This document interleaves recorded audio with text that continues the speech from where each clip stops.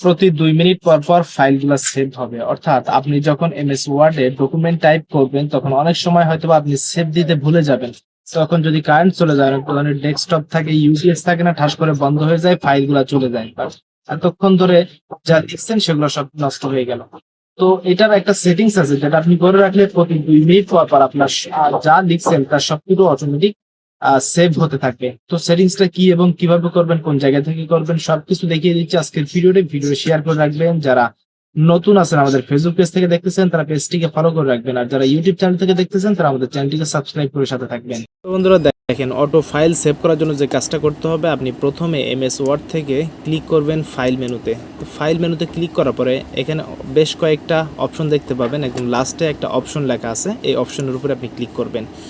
অপশনের উপরে ক্লিক করার পরে এদিক থেকে দেখতে পাচ্ছেন একটা সেভ অপশন আছে, সেভের উপরে ক্লিক করবেন। এরপরে দেখতে পাচ্ছেন এদিকে save auto recovery information every লেখা আছে।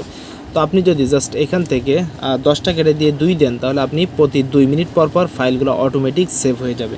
আর আপনি চাইলে এখানে 1 মিনিটও দিয়ে দিতে পারেন। 1 দেওয়ার পরে যদি আপনি এতটুকুতে নিচের এখানে ওকে বাটনে ক্লিক করেন তাহলে প্রতি 1 মিনিট পর পর আপনি যা টাইপ করবেন তা কিন্তু অটোমেটিক সেভ হতে থাকবে। ম্যানুয়ালি আপনার আর সেভ দেওয়ার কোনো প্রয়োজন নেই। তো ভিডিওটা কেমন লাগলো জানিয়ে কমেন্টস করবেন, কার কার উপকারে আসলো সেটা অবশ্যই জানাবেন। আর পরবর্তীতে কী ভিডিও চান সেটাও চাইলে আমাদের কমেন্টসে জানিয়ে দিতে পারেন।